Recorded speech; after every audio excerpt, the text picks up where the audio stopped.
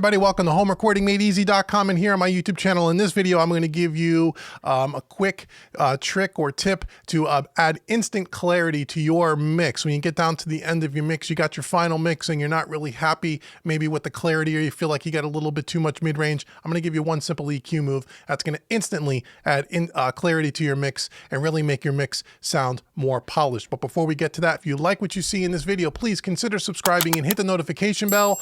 Also, I want to give you a free gift. Go to HomeRecordingMadeEasy.com. I want to give you 5 free mixing training courses worth about $210. 5 free courses over at HomeRecordingMadeEasy.com. Just click on the orange button right on the homepage. It'll walk you right through it.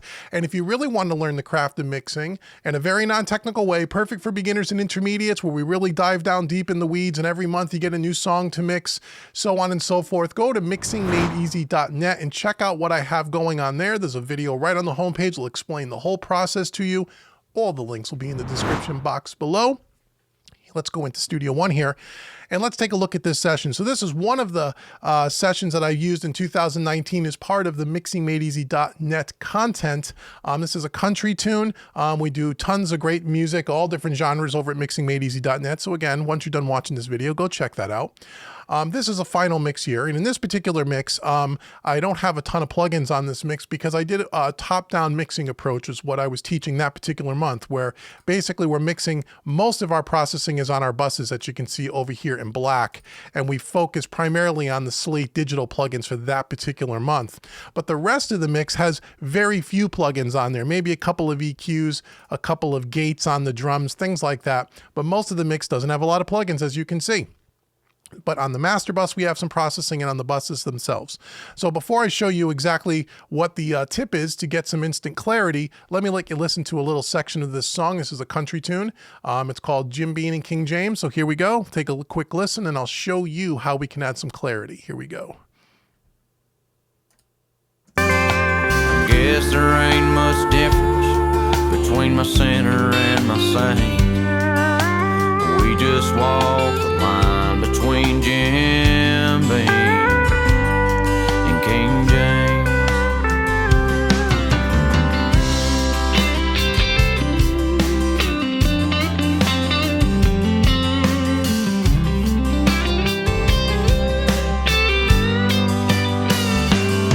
I let a woman steal my heart, gave my soul to Jesus. Still live for days of battle, fighting back my demons. Yeah, the angels see their shares when I rise above the flames. The devil takes his cut as the whiskey kills the pain. And that. Okay, so sounds pretty good. Not bad considering we're only doing processing on the buses and there are very little plugins on the rest of the mix. Tracks are recorded very well. Sounds really good on its own. But here's a way where I feel like with that male vocal, we have a little bit of a nasally kind of effect there. And overall, the track just seems like it's got a little bit too much boxiness. It needs a little more air and a little more clarity. However, I didn't want to use a bunch of EQ and boost the top end, because when you do that, that tends to get a little bit brittle sounding. So one tip or trick that you can use is you can put an EQ as the last plugin on your master bus right before your tape machine, which I have a tape machine after that, but we have an EQ, and this one I'm using the FabFilter Pro Q2, but you can use any EQ, but this is a great EQ because you can solo the frequencies that you're targeting with this little headphone button, which I'll show you in a second, which really lets you dial it in, the frequencies that you're looking for. So that's why I like this one, but you can do this with any EQ, even a stock EQ in your DAW. But the tip is to look at the mid-range. Somewhere between the 300 to 500 hertz range, 400 to 600, in that ballpark is where you're typically going to have a lot of mid-range buildup, especially on things like overheads on drums, toms on drums. If you have a lot of electric guitars, acoustic guitars, you're going to have a buildup. In this song, we have 2 acoustic guitars, 3 electric guitars, a lap steel guitar, a full drum kit, and we have lots of layered vocals. So you're going to have a lot of buildup there. So one thing you can do is you can grab a point here. We can go up in this area here We can narrow our Q band a little bit, and we can do what I call EQ sweeping. Some people call it EQ filtering. There's different terms for it, but basically where we're going to play back this section of music, we're going to come up here with our point, and we're going to sweep across, and we're going to listen to where that real boxiness and hollowness is the most offensive.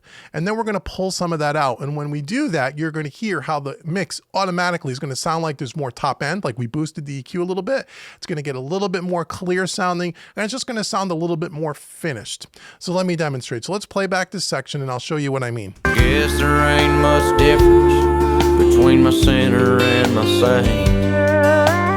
We just walk the line between Jim Beam and King James.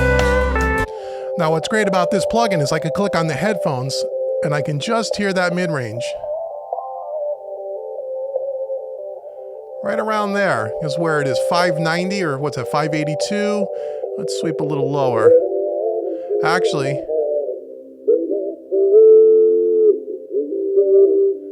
even there, 420.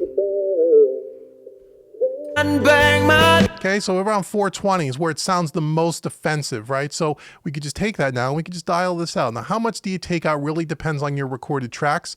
Usually 2 to 3 dB is usually enough. And then what I do is I widen the Q a little bit so the curve is a little bit, the dip is a little bit more gentle. So we're capturing some of the frequencies on the left side and on the right side of the midpoint of the targeted frequency, which in this case is 429.64. Let's listen to what that does.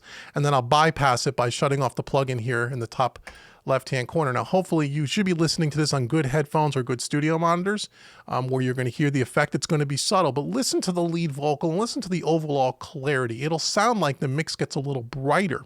Here we go. So I'm going to start with it off and then I'll bring it in with that cut and play. Demons, yeah, the angels see their shares when I rise above the flame.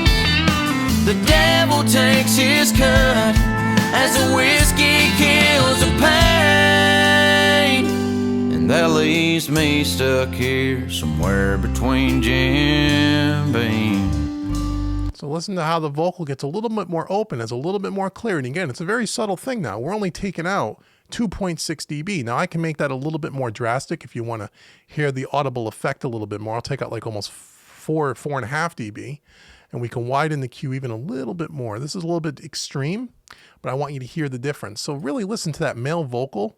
You can hear the snare gets a little bit more crack on it. It just sounds like the whole mix has a little more air. So here we go.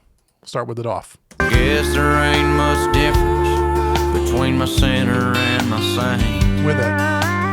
We just walk the line between Jim Beam and King James.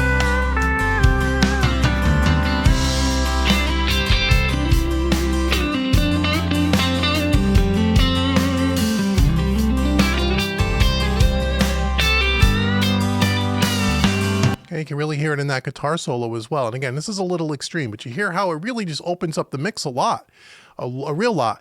As opposed to, and it sounds like it's brighter, as opposed to boosting the top part of the EQ, which you can do, but then that gets a little bit brittle. And I always try to teach students, whenever you're doing things like this, and you want more high end, you want more upper end, you want a little more air, before you start boosting the top end, consider cutting the mid-range.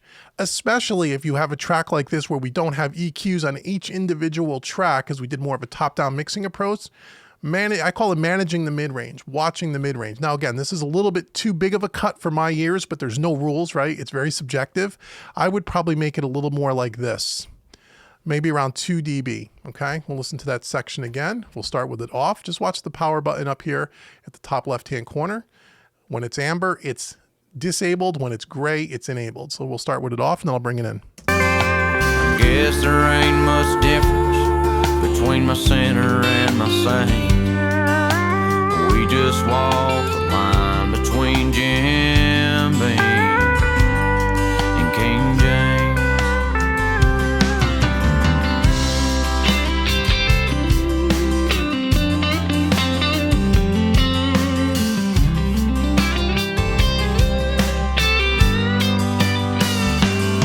A little woman.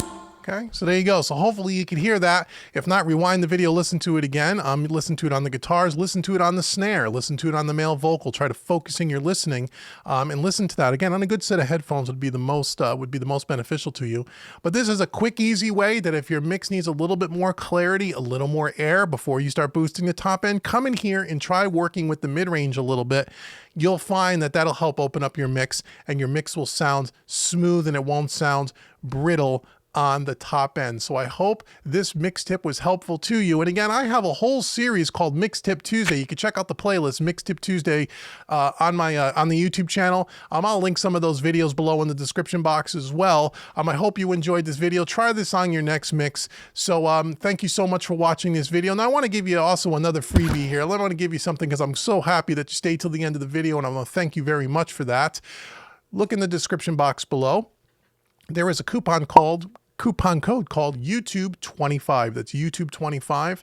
That will give you 25% off any one of my training courses over at homerecordingmadeeasy.com, because you're going to go out there and you're going to get your 5 free courses, right? If you've never been to Home Recording Made Easy, go to homerecordingmadeeasy.com, get your 5 free courses, but then also you can use that YouTube25 coupon code at checkout. Takes 25% off any of my other courses on there. I got recording courses, mixing courses, mastering courses, courses on compression, EQ, parallel compression, so on and so forth. A large curriculum of training courses for you, homerecordingmadeeasy.com. Also, let me know in the comments below how you enjoyed this video and what other kind of mixing tips do you have to add clarity to your mix. Do you do something different in your mix already that kind of achieves the same thing? I'd love to hear about it. Comment below. And until the next video, I've been Dave with homerecordingmadeeasy.com. Thank you so much for watching, and I'll see you guys soon.